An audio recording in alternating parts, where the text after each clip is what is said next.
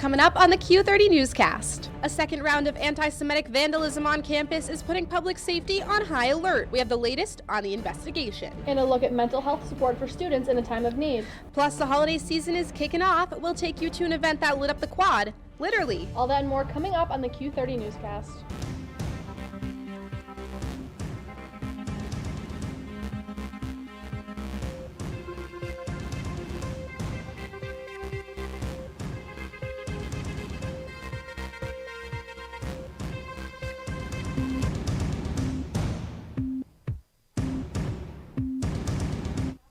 Hello and welcome to the Q30 Newscast. I'm Katie Cohen. And I'm Olivia Cattell. Thanks for joining us tonight. We start with breaking news. Public safety and Hampden police are investigating a swastika found on the York Hill campus. It was found yesterday in the Rocky Top Student Center, scratched into a mailbox. The swastika has been removed, but the public safety is upping their security protocols out of precaution. In an email sent to students today, Provost Deborah Leibowitz and Chief Experience Officer Tom Ellett said, quote, "Hate speech and symbols that evoke violence defy everything we stand for at Quinnipiac and have no place here." They are asking students with information about this vandalism to call public safety or use their confidential tip line. This is the second time a swastika has been found on a QU mailbox. On November 13th, similar graffiti was found on a Mount Carmel package mailbox in the Student Center. We're working to find out if a student has been found responsible for that vandalism.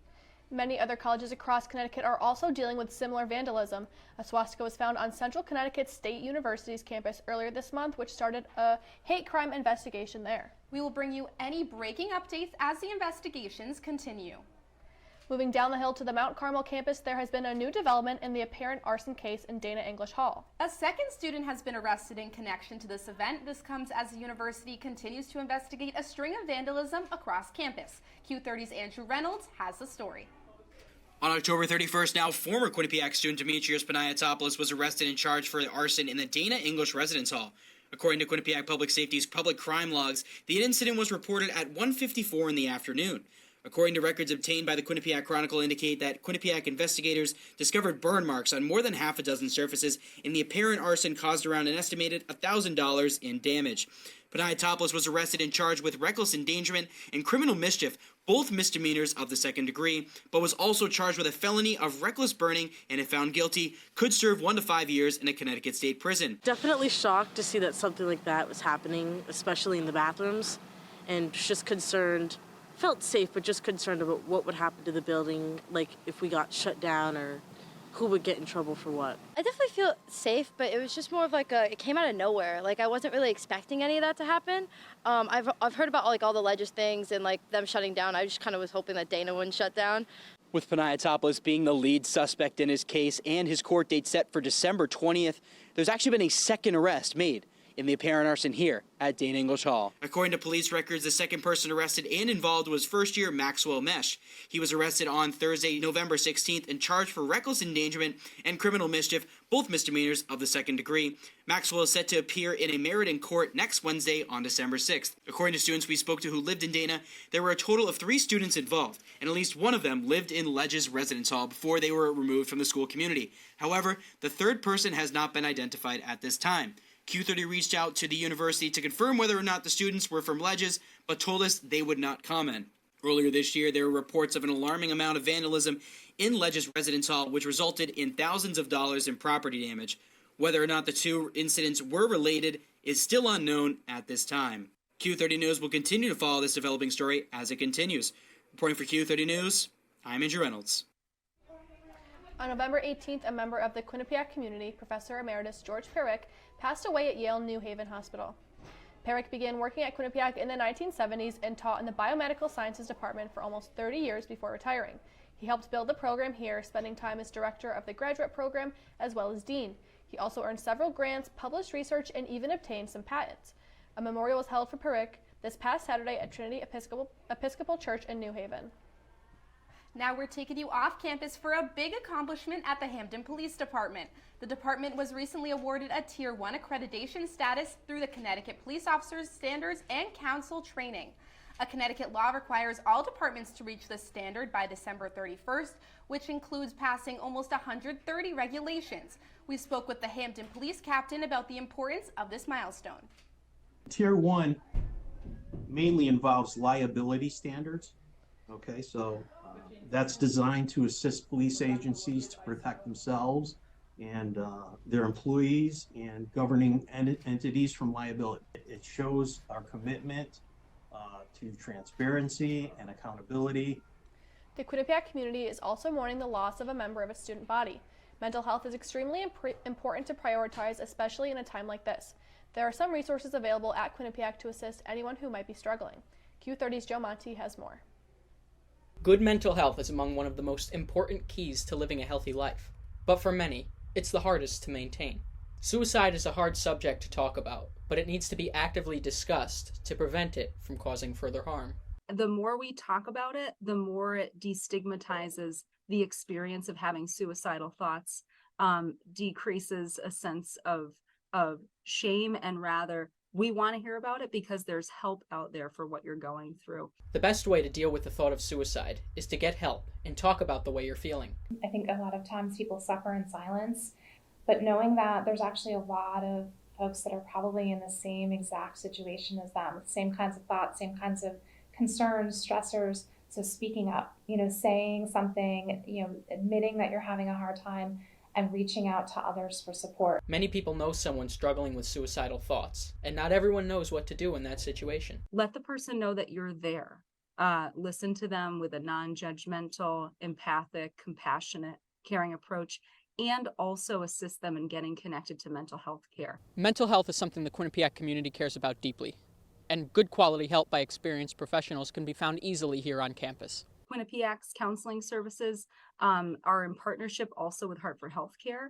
They offer a number of resources for students struggling with emotional distress, and that certainly may include suicidal thoughts. If your mental health situation is an emergency, there's no need to wait. If you just go online and you're trying to book an appointment and you see, there's one a week or two out, you don't have to wait for an opening. You can call and let them know that it's an emergency. Many people have experienced losing someone to suicide, and that can be a difficult process for people to get through without help.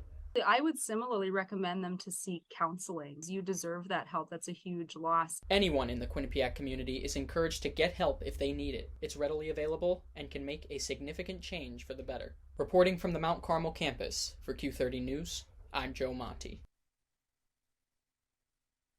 Another event as part of its Critical Conversation series. Ronald L. Jackson II visited Quinnipiac to present his talk, The Road to Community, Navigating Difference, Healing Traumas, and Building Inclusive Communities. Identities are the names we give to the positions and the ways we are positioned by the narratives of the past. In other words, our identities are enwrapped in our everyday conversations. Our identities are in many ways informed by our histories. We have much more still ahead on the Q30 Newscast tonight. Your favorite small bottles might cost you some extra cash, but it's helping communities stay green. We'll tell you how. Sydney Weimer also joins us with an update on rising tensions in the U.S. Congress. But first, it's starting to feel really like winter out there with some chilly temperatures creeping in this week. Q30's Keith Savage has a look at the weather for the next few days. Keith, what are we expecting? Yeah, it's looking a little bit chilly today, but it gets better these next few days. 44, 48 as Friday gets a little bit cloudy. Tomorrow is sunny, but going to the full forecast is the after this commercial break. Type 2 diabetes can have a big impact on your life, but how can it be prevented? Well, the first step is knowing if you have prediabetes, a serious medical condition that puts you at high risk for type 2 diabetes. 1 in 3 American adults has prediabetes, but more than 80% don't know they have it. The good news is, prediabetes can be reversed, and for many people, healthy changes in their daily routine can make a big difference. Take the 1-minute risk test today at doihaveprediabetes.org. Maybe you can make retirement happen. After all, you made home ownership happen. Homeschooling yourself on loans, beefing up your credit score. So I'm pre-approved. You were like, yes! Sorry.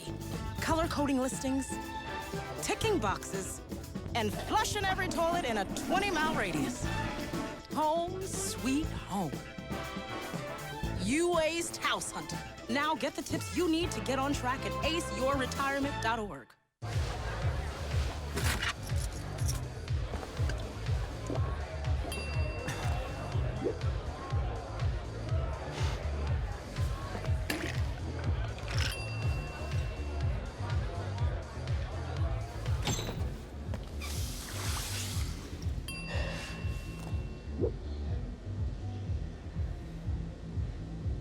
If you need to do something to feel okay to drive, you're not okay to drive. Don't drive buzzed. Welcome back to the Q30 Newscast. A new initiative in Connecticut might hurt your wallet, but it's doing good things for towns across the state, including Hamden. The new tax on the tiny bottles sold in package stores is having a big impact. Q30's Keenan Mills has the details. These little bottles of alcohol, they're known as nips or shooters, whatever you want to call them. They are very popular at these liquor stores, especially with college students. The problem is not everyone knows how to dish them in the trash correctly. With a program starting 2 years ago in the state of Connecticut, a tax for each nip bought is a 5-cent charge, going right back into the cleanup around town. These payments occur twice a year, one in April and one in October. From April to September of this year, the Nutmeg State has had a little more than Nutmeg, buying just under 48 million nips.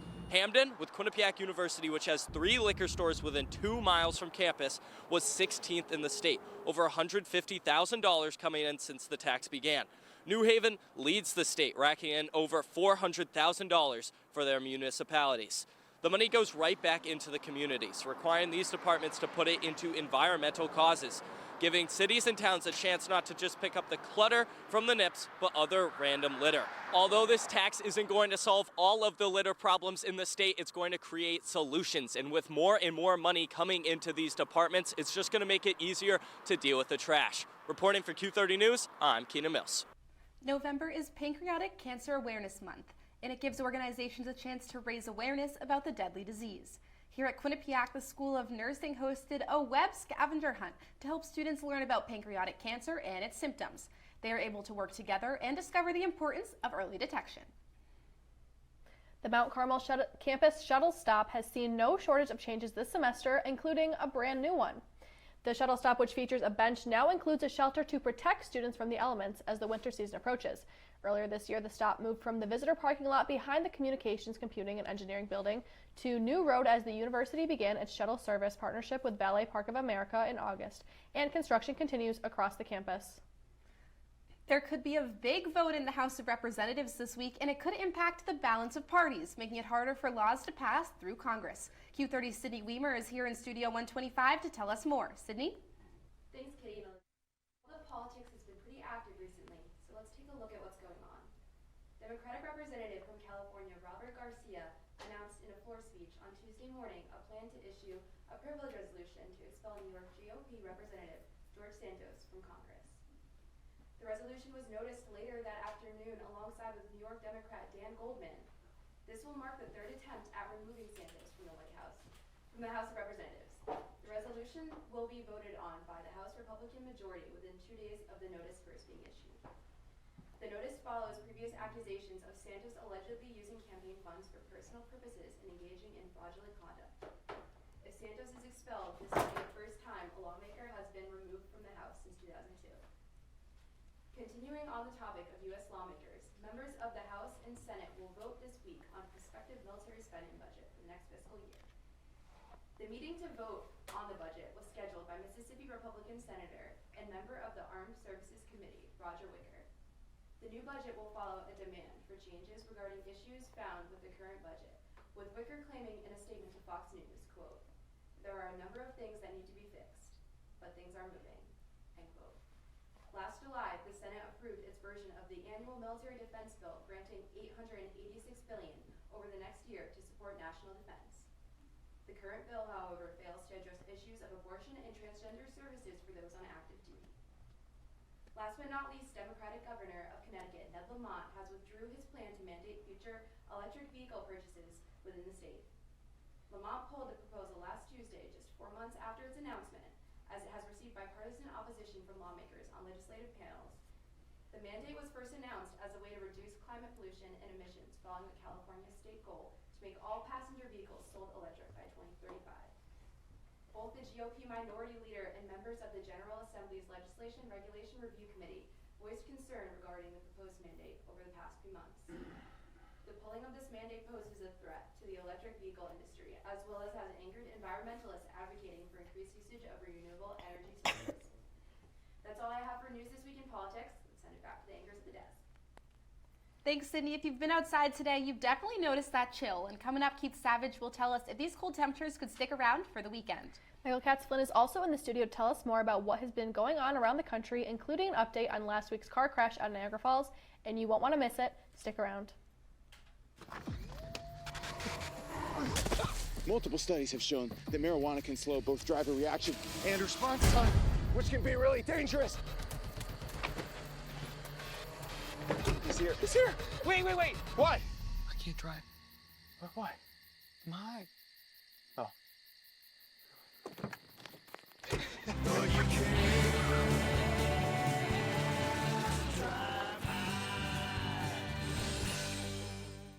I know what you're thinking. I need a job. I need a new career. Well, I've been there. I've been there. I've been there. I wasn't happy with what I was doing. After high school, I didn't have a plan. I just wanted to start working. I got laid off twice, but you gotta keep going. You just need the right skills. Find an apprenticeship. I found a 2-year IT program. I found a medical course online. I'm now a consultant in the tech space. You have more options than you think. You can do this. You will find something. You will find something new.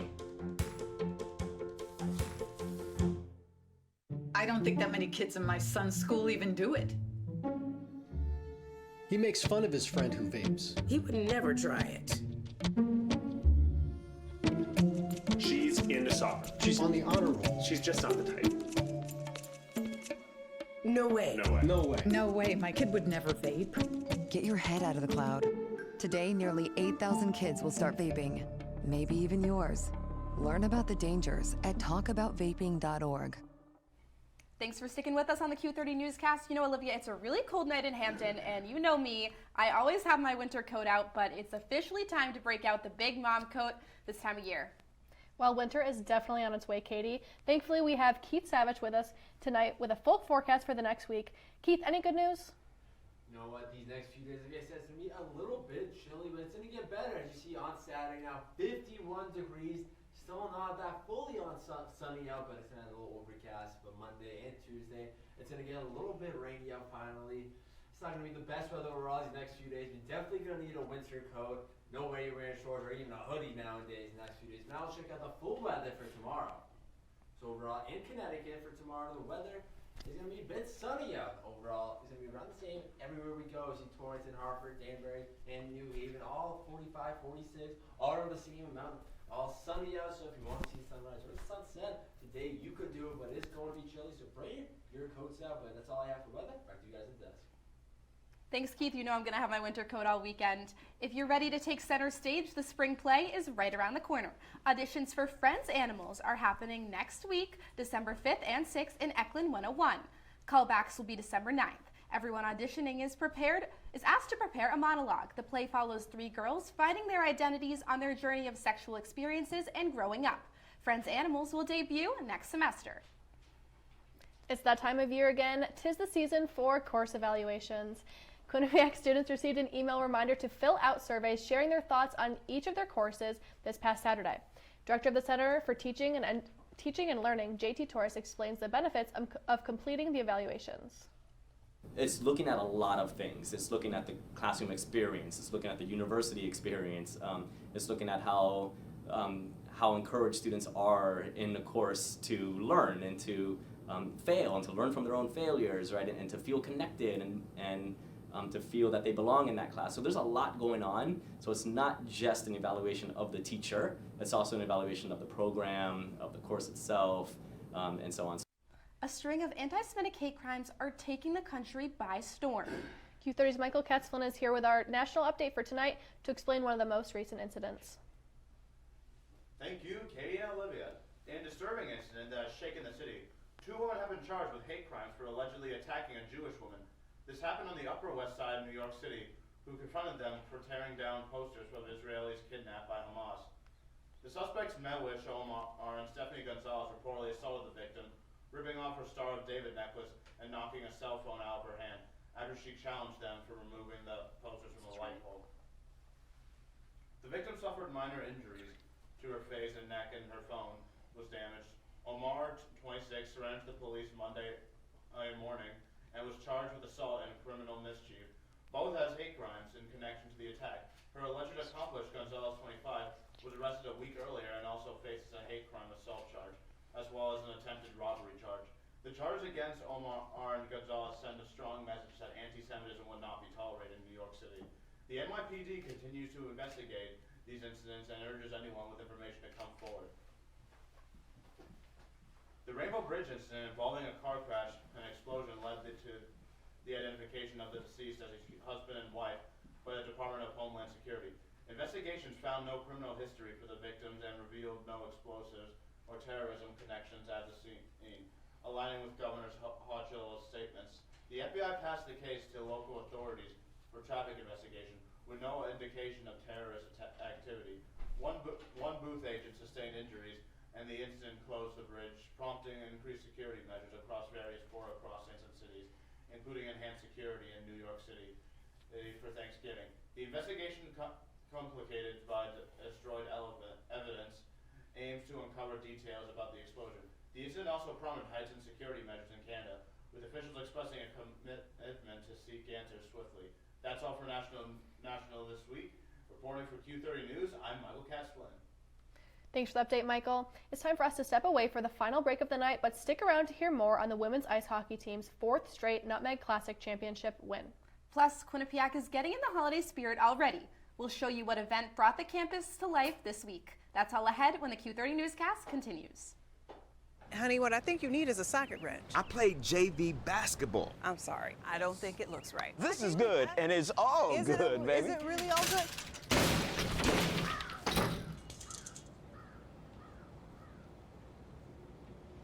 If you love me enough to routinely test your handyman skills, not to mention the strength of your marriage, then of course you'll visit nhtsa.gov/therightseat to make sure I'm in the right car seat. I'm gonna call my dad.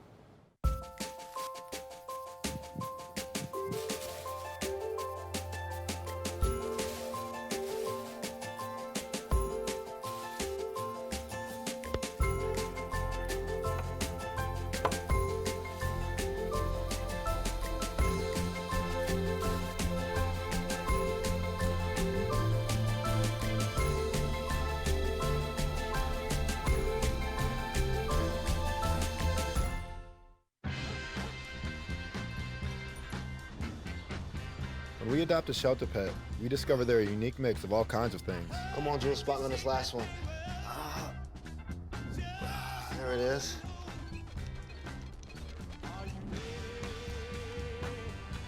Keep going with it. Leo! They're a little bit of a lot of things, but they're all pure love.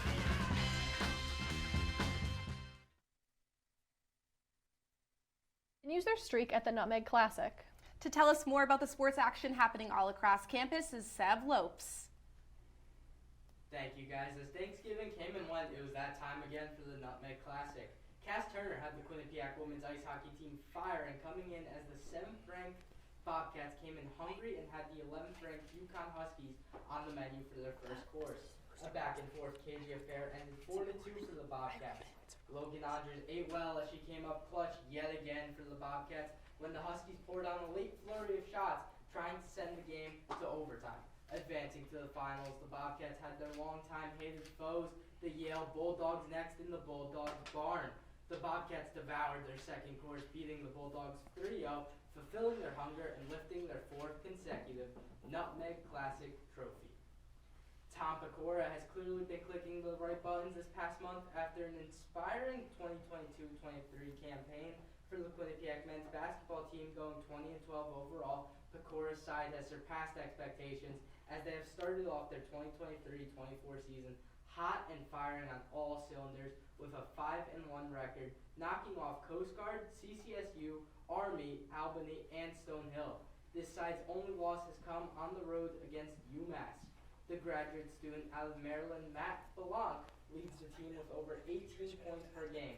Senior Paul Otieno leads the squad in rebounds with over 5 per game. Finally, Savion Lewis leads the team and, more impressively, leads the NCAA as well with over 8 assists per game. Quinnipiac University is also overwhelmingly proud to have 2 of their very own from the women's soccer team be selected for the New England Women's Intercollegiate Soccer Super Bowl, which will take place on December 2nd in Massachusetts. These two players are graduate student Kayla Mangachos and senior Courtney Chokol. Mangachos was not known for her offensive prowess, as she only scored 1 goal, rather her brilliant soccer IQ and incredible defensive play in the back line, getting over 1,200 minutes on the pitch, earning Tri-Defensive Player of the Year in the MAC. As for Courtney Chokol, she was the club's offensive powerhouse with her respective 8 goals and 9 assists on the season, and she received the Max Golden Boot Award to go with it. This is impressive to say the least in Quinnipiac sports, but that's all for sports today. My name is Seb Lopes, and now we're sending it back to the desk. Thanks, Seb. If you've been dying to bring a friend to a Quinnipiac sports game, now you can. Student guest tickets are now available for winter sports games. You can get an additional 4 tickets in the student section on the student ticket portal, but once tickets are sold out, there won't be any more available. These tickets are cheaper than buying a regular ticket to the game. You can get them right now for the 2 women's ice hockey games this weekend. In the past, it was required by the student to either call the ticket office in advance or stop by the ticket office in person. So the benefit of having it available online is hopefully makes it easier for the student to get those guest tickets. The holiday season is here, and the Quinnipiac community is giving back. Right now, a toy drive for Toys for Tots is being held on campus. Students can drop off holiday gifts for kids in need. There are boxes outside public safety, inside the Rec and Wellness Center, and the North Haven campus School of Medicine lobby. Q30 talked to the student organizing the drive for a closer look at how it is important for students to give back. Any toys that we collect here at QU are going to directly serve our local community. So they'll go out to anybody in the greater New Haven County, and it really provides joy and hope to those families at Christmas time. Another initiative for good has hearts and the city of New Haven aglow. The Goodwill of Southern New England is presenting the Fantasy of Lights for visitors and families to drive through and experience the holiday season in a dazzling way while supporting local communities. All proceeds from this event will be used by Goodwill to benefit Southern New England. The holiday festivities are also in full gear right here at Quinnipiac. Campus is glowing with holiday spirit, and so is the quad. Q30's Julia Barcello is taking us to the moment the lights went on at this year's annual quad lighting. Last night, Quinnipiac brought the holiday spirit to campus for the 5th year in a row, illuminating the quad with lights lining the buildings, including a new snowflake light show displayed on the Arnold Bernard Library clock tower. The Ice Cats cheered on the library steps alongside Boomer and President Judy Olian as the lights were turned on. President Olian then recognized students' hard work and thanked them for making Quinnipiac Quinnipiac. A lot to celebrate. I appreciate the kindness, the caring that goes on. And thank you to our students. You make us proud every day. Students were provided with free holiday treats such as hot chocolate and a cookie decorating station where attendees were able to grab a cookie and decorate it with frosting and sprinkles. The event had various activities for students to participate in, from an ugly sweater contest to trivia. The activities were led by Lexi Pepe, a Quinnipiac senior. Holidays is always my favorite, so when I was given the opportunity to MC for the quad lighting, I was honored. It was a great time. It looked like we had a great turnout, so hopefully next year is the same way. Students love coming to this festive event as it's a good break from studying and a great way to start celebrating the holidays. So I came to the lighting because it's a tradition of Quinnipiac's, and I really enjoy it. It's what makes the season fun and kicks it off for the year, so that's why I came. The university is ecstatic to host this event each year. Reporting from Quinnipiac, I'm Julia Barcello, Q30 News. The annual quad lighting is always something that Quinnipiac students look forward to celebrating, but the new decor was not the only thing that dazzled the Mount Carmel campus last night. That's right, campus celebrities from Judy Olian to Boomer the Bobcat, from Tom Ellett to Arnold Bernard, dressed up to the nines to ring in the holiday season. This week on the Q30 News X poll, we asked which look was your favorite, and the results are in. Take a look at them right now on your screen. You can see President Judy Olian, Boomer the Bobcat, and there's Arnold Bernard Library all decked out. Boomer the Bobcat was best dressed according to 40% of respondents, followed by Chief Experience Officer Tom Ellett with 27% of votes. Closely behind is none other than the Arnold Bernard Library with 26% of votes, followed by President Judy Olian at 5%. Now, such a fun experience. We've been to the quad lighting multiple times. I know we covered it in the past, but which one was your favorite? Personally, I think Arnold Bernhard looked the best. I think that light up thing was a new thing that they're trying, and I think Arnold looked very good. Yeah, it was definitely really cool. Well, that's all the time we have for tonight on the Q30 Newscast. You can catch the last newscast this semester next Wednesday right here at 9:30. In the meantime, you can follow Q30 News on X for live updates all week long. And this is Olivia and I's final time on the Q30 Newscast together. It's been a pleasure working with you for almost 2 years on this incredible show, and there's so many big things ahead for both of us and the Q30 Newscast, so we're excited to see. For sure, Katie, and the pleasure has been all mine. Thank you so much for being a great 2 years and for being such a great co-anchor tonight. Thank you to all the producers and everyone behind the scenes. One last time, I'm Olivia Cattell. And I'm Katie Cohen. Good night, Bobcats.